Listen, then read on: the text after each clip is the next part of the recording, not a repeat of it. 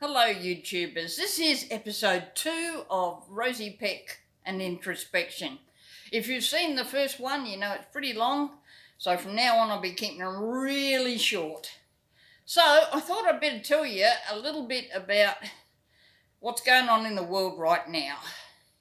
It's a week after the horrific mosque murders over in Wellington in New Zealand, and all I can say is that, like everyone with a heart, I'm appalled.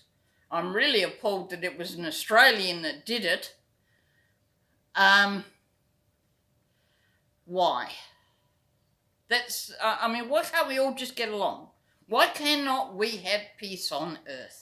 And this is one of the reasons why I'm doing what I'm doing. It's because hopefully I will inspire somebody to be better than they are now, or go out and learn a new skill. Anyway, this week's episode is about how my birth mother and my father got together. Okay, now, as you can see, I'm very much an Australian.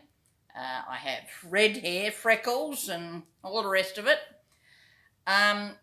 So you wouldn't expect an Australian family to have arranged marriages, would you? Well, in my case, it happened. Now, my birth mother was an Adelaide socialite. The family were very well-to-do. Judith's father was something involved in one of the big department stores in town in Adelaide. And Adelaide was a booming town, as you can see from this photograph here. And they lived opposite Glenside, the mental institution. Well, not opposite, but in the same area. And that was posh side of Adelaide, Green Hill Road, Upper Green Hill Road, Burnside, all that area. And before and after my mother and father were married, my mother worked for Telstra. And here's her pin, Telstra pin from the 1960s and 70s. And you want to know something really, really weird? I have a friend here in Bordertown called Heather, and in the 50s and 60s, she too worked for Telstra. She has one of those pins somewhere. She said she has one somewhere. And it looks like they both, Heather and my birth mother, worked in the same building, but they didn't know each other. Now, isn't that weird? That's so weird. Anyway, my father's mother was my birth mother's father's housekeeper. And she had 2 sons, my father and a younger son. And my grandmother was approached because my mother apparently was the black sheep of the family. Now, whether this is true or not, I don't know. I did get to know very, very well her sister, Aunt Joy, who lived in a suburb next to Burnside. Or did she live in Burnside? Anyway, I was in contact with her and saw her for a couple of decades. And even saw her after Judith passed away in 2002.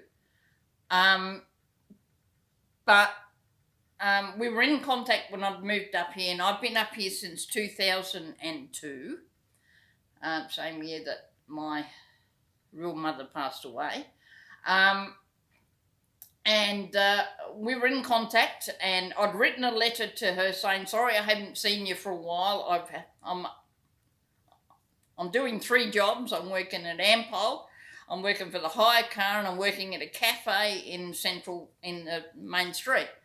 And I'll get around to you. And the letter came back, said, no longer at this address.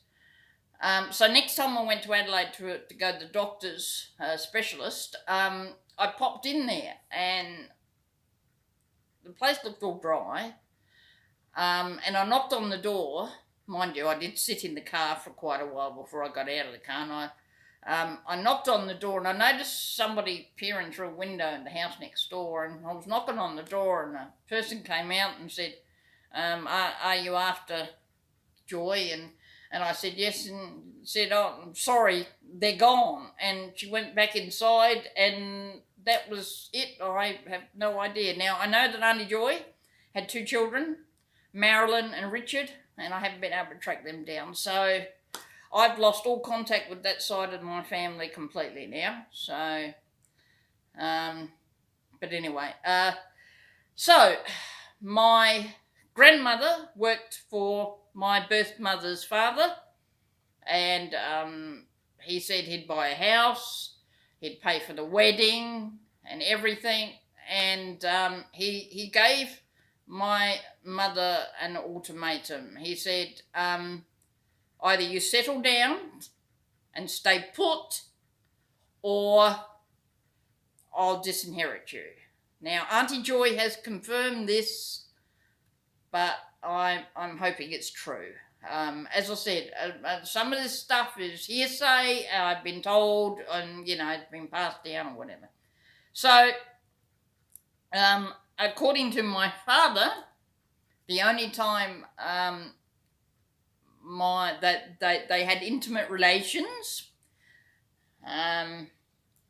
was on wedding night, and I was the result. So, but that is how they got together.